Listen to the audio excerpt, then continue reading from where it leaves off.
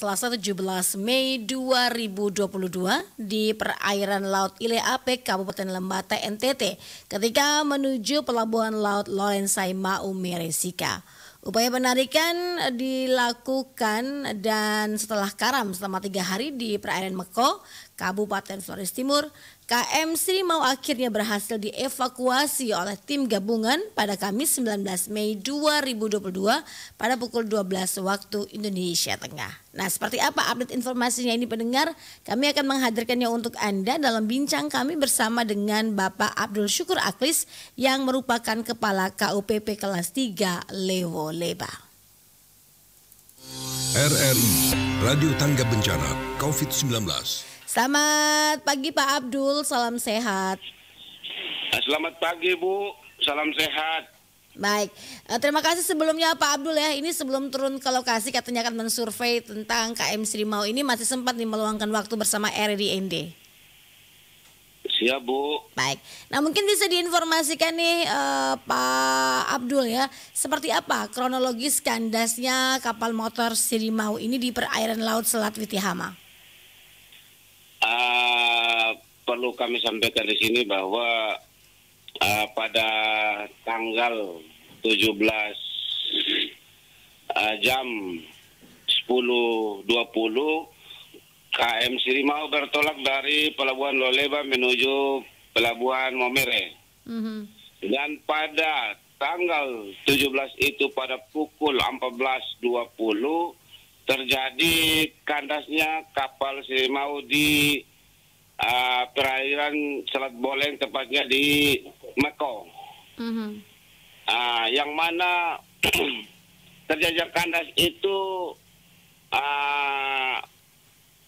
ada 3 faktor yang kami lihat di sini, yaitu yang pertama menyangkut faktor alam, kedua menyangkut kelalaian daripada petugas atau perwira yang ada di kapal situ, yang ketiga menyangkut alat navigasinya gitu, Bu. Oke, jadi ini 3 penyebab utama kenapa terjadinya kapal Sirimau ini kandas di perairan Witihama ya Pak ya. Ada 3 soal tentang alam, kemudian kelalaian petugasnya yang berada di dalam kapal, dan juga yang terakhir tadi karena apa Pak? Alat navigasinya. Oke, alat navigasinya bermasalah, rusak ataukah seperti apa? Ada gangguan menyangkut signal, jadi itu menjadi penyebabnya begitu. Baik, apakah memang ini sebelum berangkat tidak dilakukan pengecekan terlebih dahulu, ataukah memang rusak pada saat perjalanannya Pak?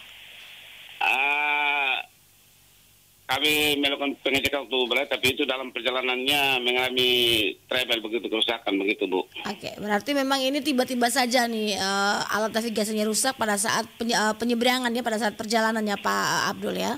Iya, itu human error namanya itu. Oke, baik. Nah kemudian ini upaya apa saja nih Pak yang dilakukan selama 3 hari ini sehingga akhirnya Kamis kemarin ya sudah berhasil dievakuasi?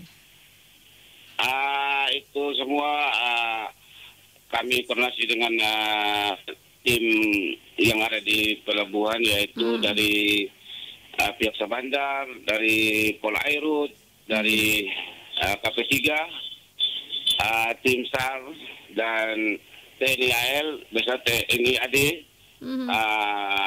Kru teknik kita melakukan evakuasi selama 2 hari di Selat Meko itu Bu. Yang mana dibantu oleh KM Ganda Nusantara 14 yang homebase-nya di Pelabuhan Loleba. Bersama-sama melakukan evakuasi selama 2 hari, dan tepatnya pada hari Kamis jam 10.20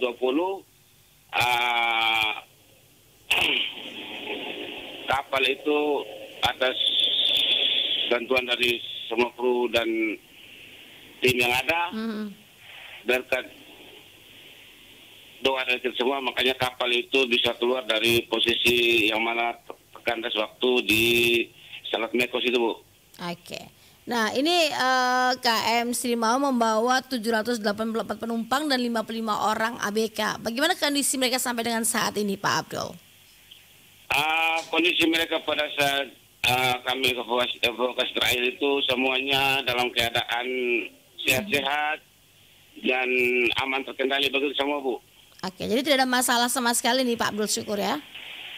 Iya, Bu. Oke, nah kemudian kapal ini setelah berhasil dievakuasi, apakah akan langsung jalan ataukah masih harus diperiksa terlebih dahulu nih Pak? Setelah penarikan evakuasi berhasil, kapal kembali ke Pelabuhan Luleba.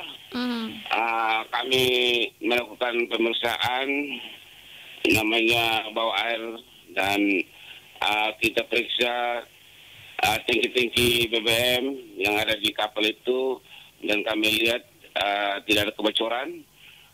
Makanya itu dan kebetulan juga di kita ini menyangkut tenaga namanya MI atau miring inspektor tidak ada, makanya kami atas keputusan dan koordinasi dengan pusat ini karena menyangkut manusia dan di atas kapal itu ada mayat, makanya kami dikasih kebijakan untuk dilanjutkan ke pelabuhan berikut untuk dilakukan pemeriksaan di pelabuhan berikut, begitu Bu.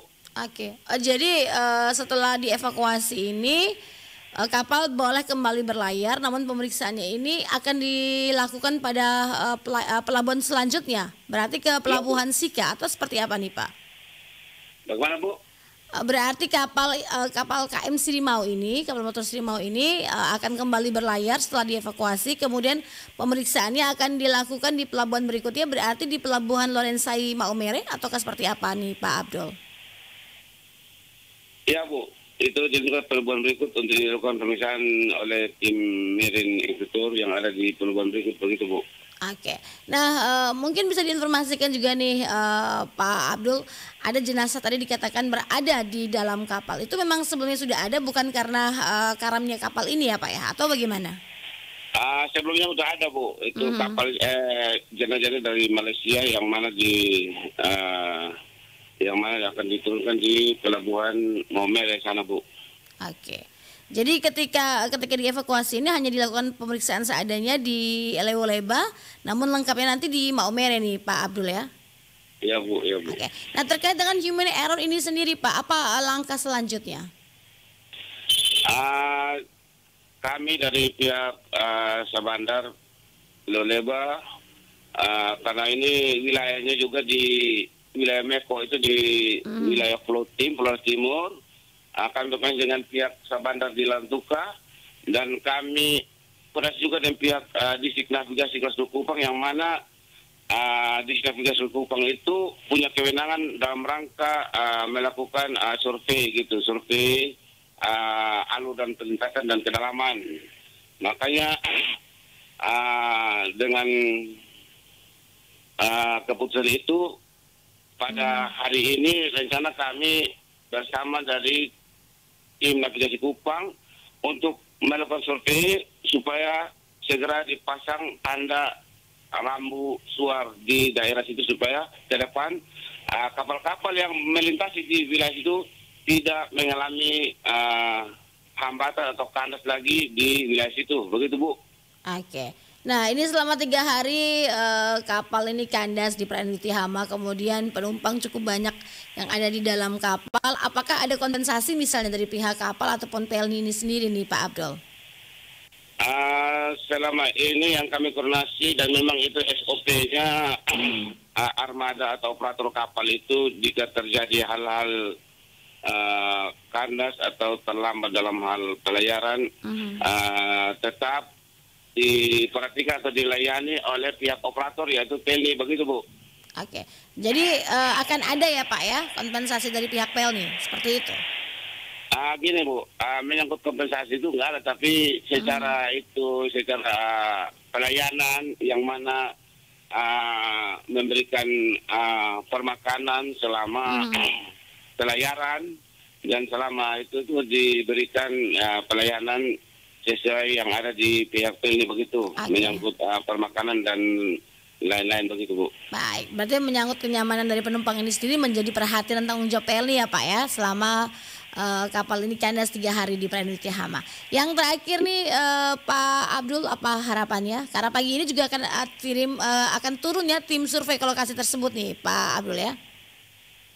Ya, ini rencana nanti jam 8 ini tim dari Sabandar Leleba beserta dari Sabandar Larantuka bersama tim dari Navigasi Kupang, kami bersama-sama melakukan survei di lokasi itu supaya ke depan itu kapal-kapal yang melewati wilayah itu tidak terjadi karam atau kandas lagi.